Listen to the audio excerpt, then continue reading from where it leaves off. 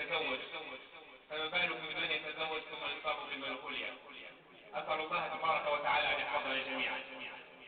يبقى يتزوج ثاني ولا يحفظ ولا يحفظ؟ دكتور عمر ذكر قصة، فاحنا على غرار فضيلة الدكتور عمر نذكر قصة أيضا حتى تكون الليلة قصص إن شاء الله تبارك وتعالى. أمور الزواج دي أمور مهمة جدا. بداية النبي صلى الله عليه وسلم أمر الشباب أن يتزوجوا ذوات الدين. المسلم عندما يختار امرأة ذات دين تحفظه وتحفظ دينه وتحفظ أولاده، تحفظ بيته، تعطيه مكانه وقدره، لأنها تربت على الكتاب والسنة، على كتاب الله عز وجل وسنة النبي محمد صلى الله عليه وسلم. فيعيش المسلم في سعادة طوال حياته في البيت وخارج البيت.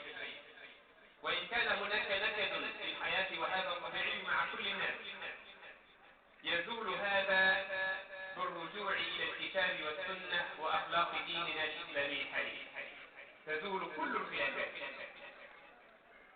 يقول النبي صلى الله عليه وسلم في الصحيحين من حديث أبي هريرة: تنكح المرأة لأربع: لمالها ولحسبها ولجمالها ولدينها، فاظفر بذات الدين شربت يدك. ترجى النساء لأربع في ذاتها: فيها المناقب والمسالب والبلاء، في الدين أولها، تليه نضارة في الوجه أو مال وأصل في الملا، فإذا ابتغيت من الأنام جليلة فاظفر بذات الدين شرطا أولا. تختار ذات الدين. سأذكر قصة حدثت قبل الإسلام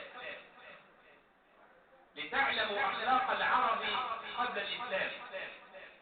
فلقد كان هناك من العرب من يتخلقون بأخلاق حميدة وسجايا عظيمة. أم إياس بنت عوف الشيباني قالت لابنتها في ليلة زواجها: أي بني، إن الوصية لو تركت لفضل أدب لتركت ذلك لك، ولكنها معونة للعاقل وتنبيه للباطل.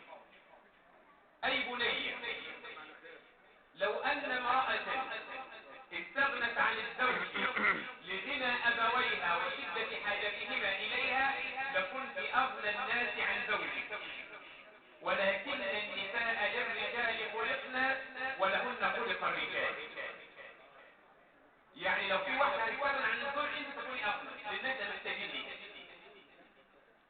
أي بني، إنك فارقت العش الذي منه خرجت وخلفت الجو الذي فيه درجت، يعني تبعدت عن البيت والمكان اللي كنت فيه، إلى وكل لم تعرفين وقرين لم تألفين، فكوني له أمة يكن لك عبدا، واحفظي عني خصالا عشرا تكن لك ذكرى.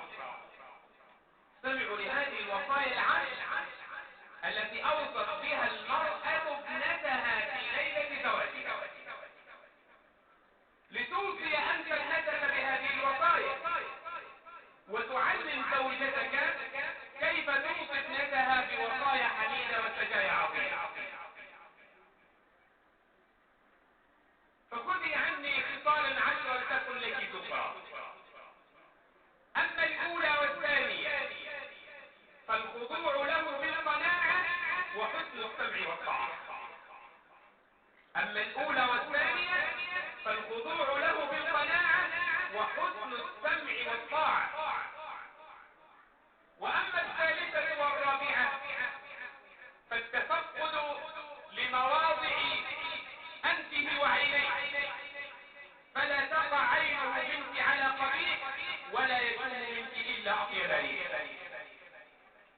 وأما الخامسة والسادسة فالتفقد لوصف طعامه وشرابه، فإن توافر الجوع ملهبة وتنغيص النوم مقصبة.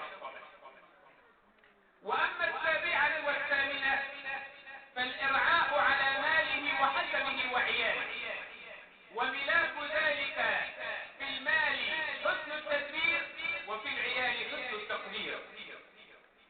وأما التاسعة والعاشرة فلا تعصين له أمرا ولا تفشين له سرا، فإنك إن عصيت أمره أو غض صدره، وإن أفشيت سره لن تأمني غدره.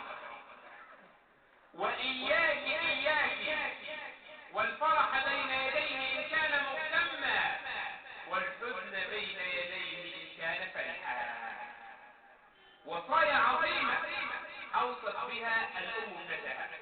ما بالكم بالحياة الزوجية بعد ذلك بهذه الوصايا إذا طبقت واقعا عمليا في حياة الزوجين. سيدنا علي بن أبي طالب رضي الله عنه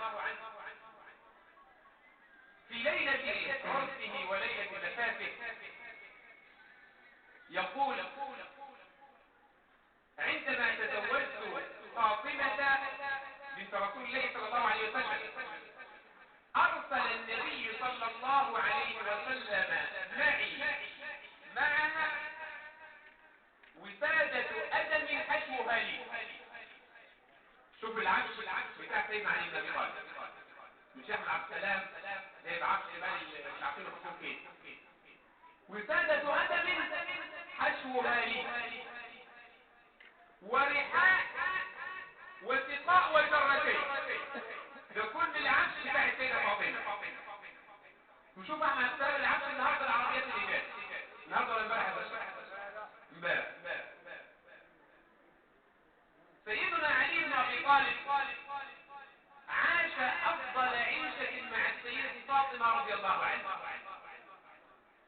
السيده فاطمه بنت النبي صلى الله عليه وسلم زوجها علي بن ابي طالب ولدها الحسن والحسين، كانت تدير الرحى بيدها الشريفه حتى اثرت الرحى في يدها رضي الله تبارك وتعالى عنها. حملت بالقربة حتى اثرت القربة في نحرها رضي الله تبارك وتعالى عنها. هي أسوة للأمهات وقدوة، يترتب الركب المنير خطاها، جعلت من الصبر الجميل غذاءها، ورأت رضا الزوج الكريم رضاها، فمها يرتل آي ربك بينما يدها تدير على الشعير رحاها. هي بنت من؟ هي أم من؟ هي زوج من ذا يداني في العلا مثواها؟ أما أبوها فهو أكرم مرسل، جبريل بالتوحيد قد رباها، وعلي زوج لا تسل عنه فما أزكى شمائله وما أنداها، ديوانه فوق وكنز ثرائه سيف غدا بيمينه سياها. فالمسلم أهم شيء يهمه المرأة ذات الدين التي تحفظه وتحفظ دينه وتحفظ بيته وتحفظ أبنائه. والمسلم يحسن عشرة زوجته ويعاشرها بالمعروف كما قال فضيلة الدكتور محمد عمر: فإمساك بمعروف أو تسريح بإحسان. شريح القاضي لم يرى من زوجته 20 سنة ما يغضبه منها قط إلا مرة وكان لها ظالما. حسن العشرة مع النساء.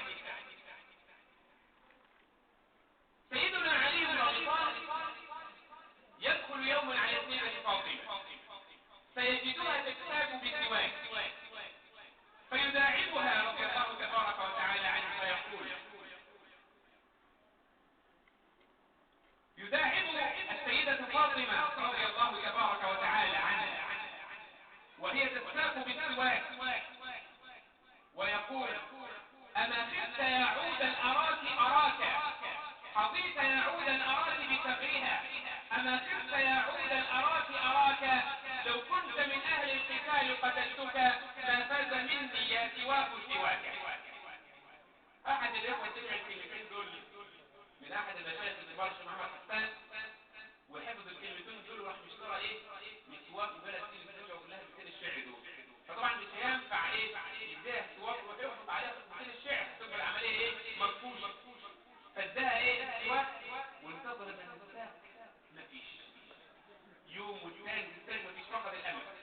بعد اسبوع والثاني دخل البيت ووجدها في السقف يرجع في 200 الشعر يكتب 200 الشعر. فالانسان كده المداعبه والملاطفه مع الزوجه.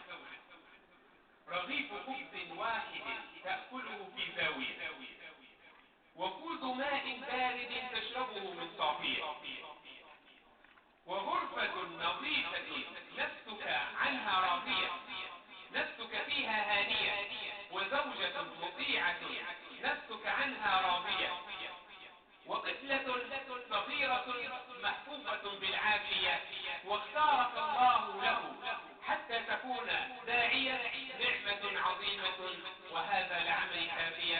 أسأل الله تبارك وتعالى أن يوفقني وإياكم الحب ويرضاه، إنه ولي ذلك ومولاي. جزاكم الله خيرا، والسلام عليكم ورحمة الله وبركاته. أخلاقا أحسنكم أخلاقا لأهل بيته، وأنا أحسنكم أخلاقا لأهل بيتي. استمعنا إلى هذه الكلمة الجامعة الواعية من الشيخ عبد العظيم طه، بارك الله فيه، واجعلنا من الذين يستمعون القول فيتبعون أحسنه.